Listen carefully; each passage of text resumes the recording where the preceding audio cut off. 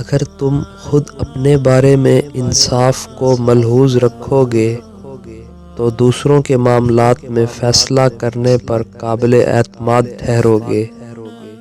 جب تم ظلم و بد عہدی کے سوا کچھ نہ دیکھو تو بے سوچے سمجھے کسی پر بھروسہ کرنا بدبختی لانا ہے۔ ایک کے بعد ایک مصیبت کا آنا در حقیقت ان سے چھٹکارے کی نوید ہے۔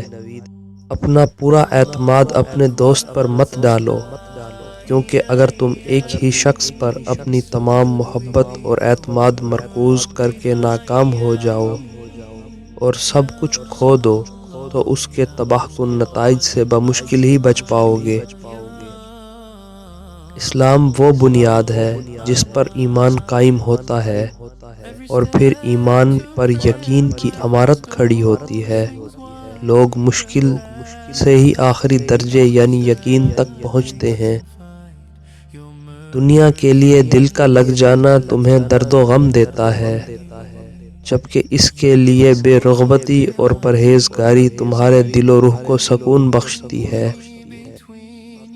مومن تین خصوصیات میں راست بازی پاتا ہے: دین کی گہری سمجھ، زندگی میں حد سے تجاوز نہ کرنا اور مشکلات پر صبر کرنا۔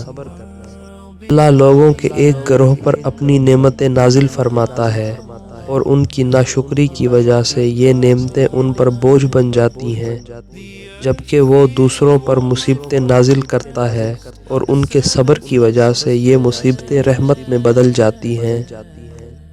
جو شخص اپنے گھر والوں کے ساتھ بھلائی کرتا ہے اللہ اس کی عمر دراز کرتا ہے۔ ایسے شخص سے ملاقات کرو اور دوستی کرو جو تمہیں بلند اور باعزت بنائے، نہ کہ ایسے شخص کے جس کا مقصد صرف تم سے فائدہ اٹھانا ہو اور جو منافق ہو۔